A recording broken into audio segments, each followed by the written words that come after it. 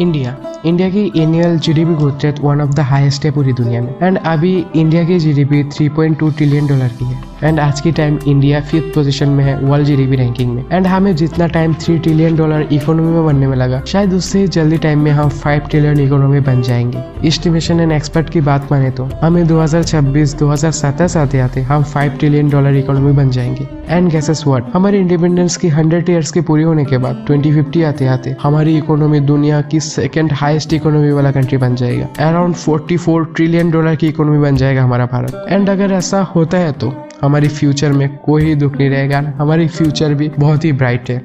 India बहुत ज्यादा potential रखता है एज ए विश्व लीडर बनने में। आज के टाइम में जैसे हम यूएस से चाइना को देखते हैं एक वर्ल्ड लीडर की तरह, ऐसे ही इंडिया ही सबसे ज्यादा पोटेंशियल रखता है as compare to any other countries. India सबसे ज्यादा पोटेंशियल रखता है वर्ल्ड लीडर बनने में। लेकिन इन सारी बातों में ना हम एक बात हमेशा ही भूल जाते हैं, द ग्लोबल वार्मिंग को। ग्लोबल वार्मिंग कैसे दुनिया की फर्स्ट डिस्ट्रक्शन के कारण बढ़ेगा, आज की वीडियो में इसको जानेंगे। Our greatest threat in thousands of years, climate change. If we don't take action, the collapse of our civilizations and the extinction of much of the natural world is on the horizon.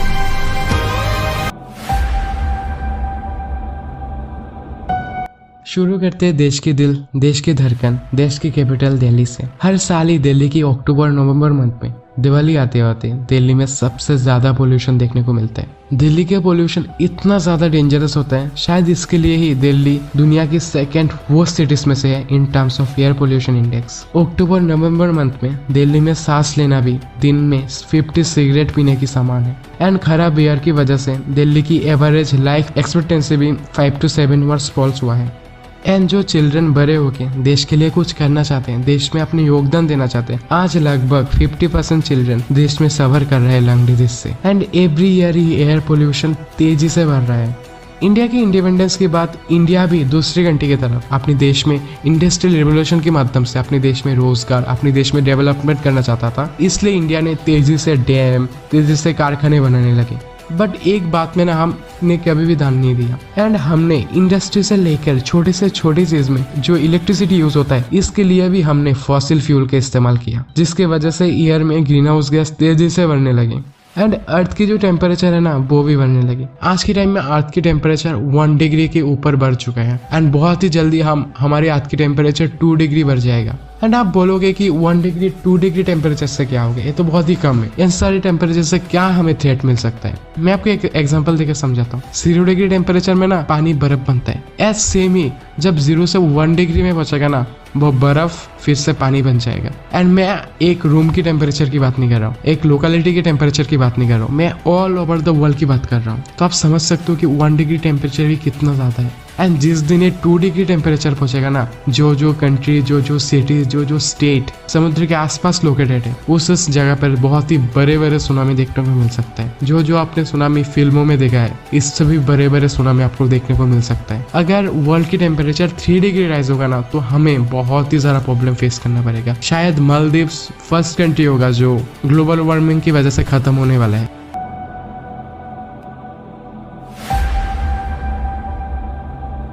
आपने the Charles Darwin का नाम तो सुना होगा। Charles Darwin ने अपनी book origin of species में लिखा था कि about humans and other species की एवोल्यूशन के बारे में, जिसमें उन्होंने बोला था कि ह्यूमंस एंड अदर स्पीशीज अपने आप को बचाने के लिए लाखों हजारों सालों में एवोल्यूशन के माध्यम से अपने आप को एनवायरनमेंट के अनुसार चेंजेस करते हैं।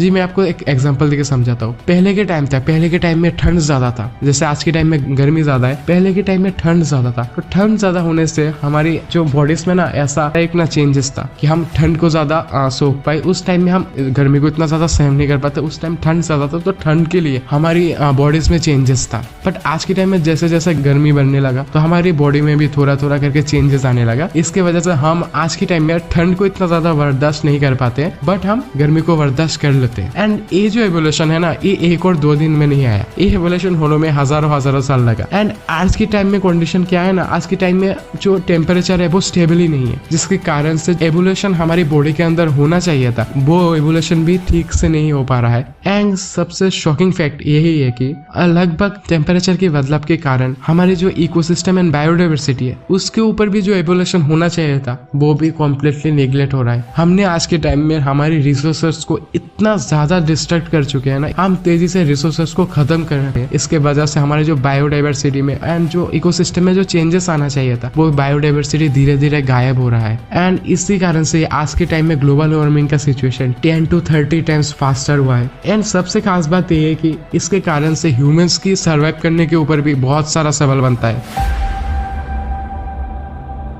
ह्यूमंस के द्वारा क्लाइमेट चेंज ने पृथ्वी के टेम्परेचर को आज इस हद तक बढ़ा चुका है, जिसके कारण से बड़े बड़े जो ग्लेशियर है ना, वो ग्लेशियर भी पिघलने लगे एंड समुद्र के स्तर भी बढ़ने लगे।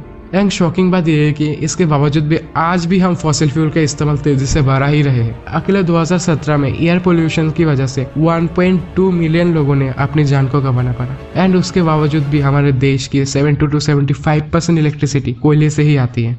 हर साल ही टेम्परेचर राइज हो रहा है, हम अभी भी इमिशन कम करने में सक्षम नहीं है। जून 2019 में दिल्ली ने फेस किया था अपनी हाईएस्ट टेम्परेचर को, अराउंड 48 डिग्री को, जो पिछले 17 सालों में सबसे हाईएस्ट था। एंड टॉप 30 पोल्यूटेड सिटीज में से 22 सिटीज तो भारत से ही बिलोंग करते हैं। इसमें कोई दोहराई नहीं है कि हम ग्लोबल वार्मिंग में ज्यादा फोकस ही नहीं देते हैं। एंड तेजी से हमारी रिसोर्स जैसे जैसे खत्म होने वाला है ना, ऐसे ऐसे ग्लोबल वार्मिंग का स्तर बढ़ रहा है, ऐसे ऐसे टेम्परेचर भी बढ़ रहा है, जिसके कारण से शायद ग्लोबल वार्मिंग ही ह्यूमंस का फर्स्ट डिस्ट्रैक्शन का कारण बन जाएगा। एंड शायद 2019 में जितना टेम्परेचर दिल्ली ने फेस किया था, शायद आपको एक थ्रिलर ही लगेगा, क्योंकि फ्यूचर में शायद 48 डिग्री टेम्परेचर एक एवरेज टेम्परेचर हो, इससे भी कई गुना ज्यादा टेम्परेचर बढ़ सकता है।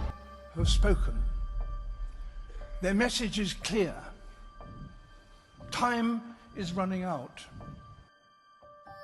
The amount of carbon dioxide in the atmosphere now is 50% higher.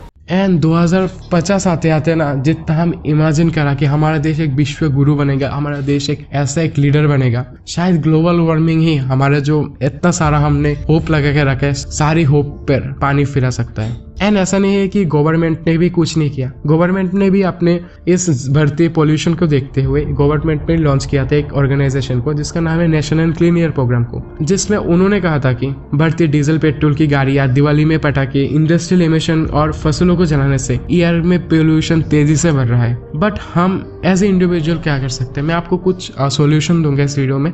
मेरा फर्स्ट सोल्यूशन है कि हम ट्रांसपोर्टेशन के लिए ज्यादातर इलेक्ट्रिक कार्स को यूज करना पड़ेगा एंड देखना पड़ेगा जो एनर्जी हम इलेक्ट्रिक कार में यूज कर रहे हैं वो एनर्जी ग्रीन एनर्जी हो। एंड सेकेंडली हमें पटाखे इन सारी चीजों से अभी के लिए दूर रहना पड़ेगा। नॉट ओनली दिवाली, हमें जितना भी फेस्टिवल, जितना भी ज्यादा ओकेशन होता है ना, सभी के लिए पटाखे को नॉर्मली बैन करना चाहिए।